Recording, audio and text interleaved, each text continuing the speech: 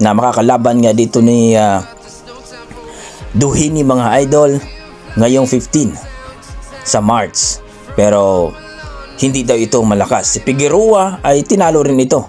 Stephen Fulton mga idol. So wala daw malakas dito sa featherweight division, kaya aakyat na lang itong si Naoya Inoue pagkatapos daw ng laban dito kay Nakatani mga idol. Maghahari daw itong si Naoya Inoue dito mga idol sa featherweight division mga idol, at magiging undisputed daw ito. Kumbaga 3 times undisputed na kung magkataon itong si Naoya Inoue mga idol.